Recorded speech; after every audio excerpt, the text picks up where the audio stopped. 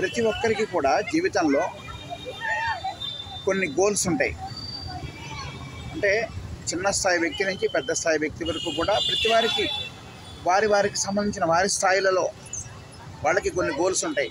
అంటే నేను ఇది సాధించాలి, ఇంతటి ఉత్తమ స్థితికి వెళ్ళాలి, అందరి చేత ప్రశంసింపబడాలి, పొగడబడాలి అని కొన్ని ఆశయాలు ఉంటాయి కొంతమందికి. ఆ గోల్స్ని చేరాలి అంటే ముఖ్యంగా ప్రతి వారికి కూడా ఉండవలసినది క్రమశిక్షణ, తనను తాను నియంత్రించుకోవడం, అలాగే నిబద్ధత, అలాగే ధర్మ పరివర్తన అంటే ధర్మంగా ప్రవర్తించడం, నిస్వార్థము, అబద్ధాలు చెప్పకుండా ఉండడం, ఇతరులను అవమానించకుండా ఉండడం.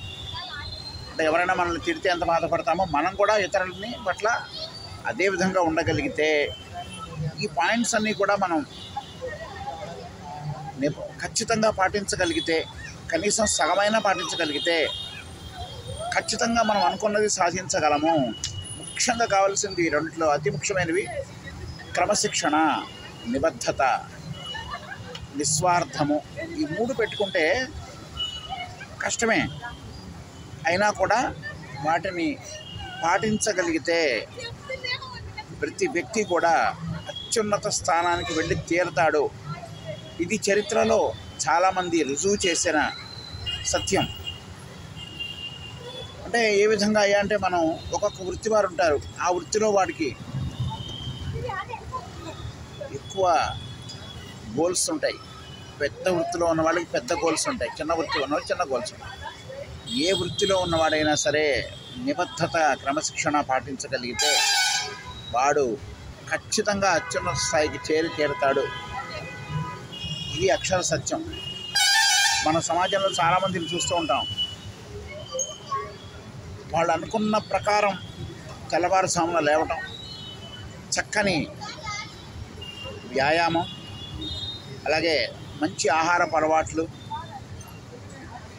సాటి మనిషిని సంతోషంగా నవ్వుతూ పలకరించడం, వారి పనేదో వారు చూసుకుంటూ వెళ్ళిపోతూ ఉండడం, ఇతరుల పనుల్లో తలదూర్చకుండా ఉండడం, ఇలాంటి కొన్ని ముఖ్యమైన ప్రాథమిక సూత్రాలను పాటిస్తూ వారి పనేదో వారు చేసుకుంటూ వెళ్ళిపోతుంటారు. మన సమాజంలో చాలామందిని చూస్తూ ఉంటాం. ఇటువంటి వ్యక్తులు మనకి తారసపడుతూనే ఉంటారు.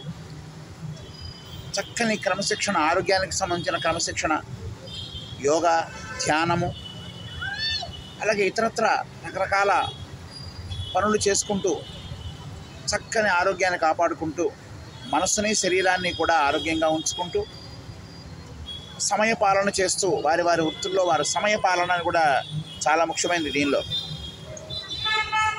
సమయపాలన అంటే, ఇప్పుడు మనం ఏదైనా ఆఫీస్కి వెళ్ళాలి, లేకపోతే మన పనికి ఏదైనా వెళ్ళాలి, ఖచ్చితంగా మనం క్యాలిక్యులేషన్ చేసుకోవాలి.